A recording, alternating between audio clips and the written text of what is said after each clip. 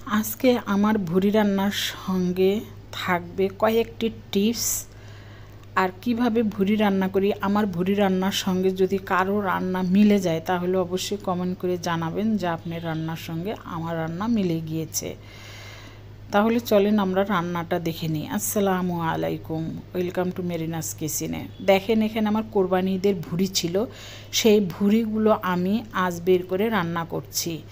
এই ভুড়িগুলো আমি বরফ সহই পানিতে দিয়ে দিলাম, কারণ এই ভুড়িগুলো আমার আগে থেকেই পরিষ্কার করা ছিল। কিছুটা ময়লা আছে, সেগুলো আমি সেদ্ধ করার সময় বা কাটার সময় পরিষ্কার করে নেব।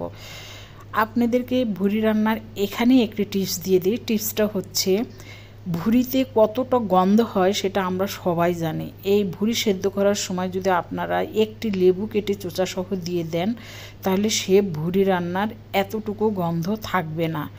ইজিলিভাবে ভুড়িটা হাতানো যাবে এবং কাটা যাবে, খাওয়া যাবে। দেখেন, 1 নম্বর টিপস চলে গেল। এই দেখেন আমার ভুড়িটা কিন্তু অলরেডি সিদ্ধ, মানে আমি সেদ্ধ করিনি, এটা জাস্ট গরম করে শক্ত করে নিয়েছি কাটার জন্য। আর এখানে দেখেন ভুড়িগুলো আমি উঠিয়ে নিচ্ছি, পানিগুলো ফেলে দিব, দিয়ে এখানে যে ভুড়ির মধ্যে নোংরাগুলো আছে আমি কাটার সময় সব পরিষ্কার করে নেব। ভুড়িগুলো আমার কাটা হয়ে গিয়েছে। অনেকে আছে দেখি এই ভুড়ি অনেক বড় বড় করে কেটে রান্না করে। আমার ওই ভুড়ি রান্নাটা মোটেও পছন্দ নয়, কেননা ওই ভুড়িটা আমার দেখতেও ঘৃণা করে, আবার খাওয়া তো দূরের কথা। ভুড়ি সবসময় ছোট করে রান্না করলেই সেটাই ভালো হয়, দেখতেও সুন্দর দেখা যায়। দেখেন ভুড়ির মধ্যে আমি প্রায় 3 পোয়া পেঁয়াজ দিয়ে দিয়েছি, কাঁচামরিচ দিয়ে দিলাম, একটা রসুন দিয়ে দিয়েছি। আর এখানে ভুড়ির কালারটা আনার জন্য আমি ঝাল ছাড়া শুকনো মরিচটা ব্যবহার করে দিয়েছি। দিয়ে দিলাম ধনিয়ার গুঁড়ো, স্বাদ মতো লবণ দিয়েছি, কয়েকটি কাঁচামরিচ, কাঁচামরিচগুলো কিন্তু ঝাল। দিয়ে দিলাম জিরের গুঁড়ো।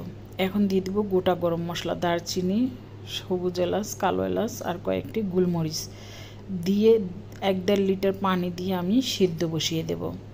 দিয়ে দেব 2টি তেজপাতা।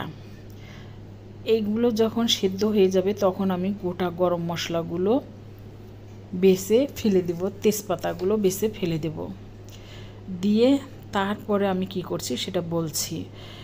এই ভুড়ি যে ঝুরঝুরা করে খেতে চান, এখানে একটি টিপস দেই। যারা ঝুরঝুরা মানে মশমশা খেতে পছন্দ করেন তারা পেঁয়াজ ব্যবহার করবেন কম, মশলা ব্যবহার করবেন কম, মানে পরিমাণে একেবারেই অল্প। দিয়ে তাওয়াতে, বড় তাওয়াতে এই ভুড়ি ভেজে নেবেন, দেখবেন মশমশা হয়ে গিয়েছে।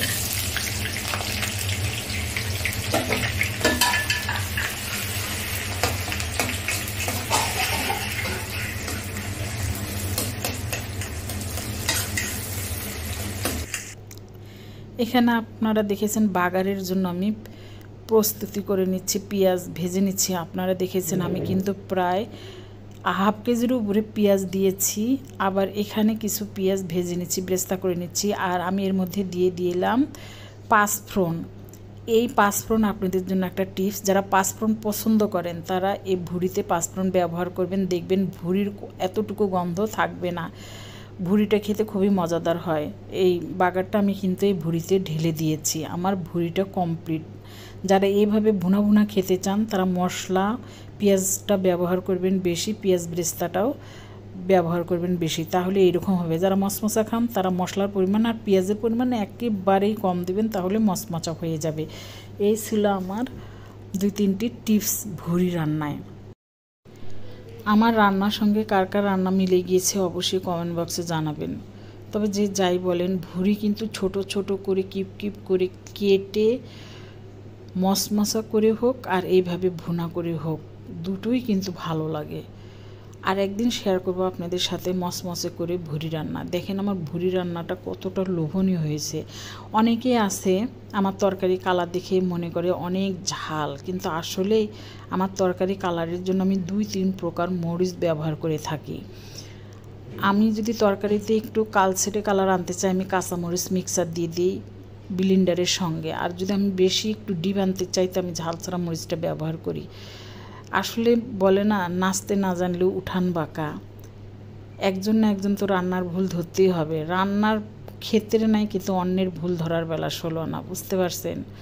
ধন্যবাদ সবাইকে। ভুল ত্রুটি হলে ক্ষমার দৃষ্টিতে দেখবেন।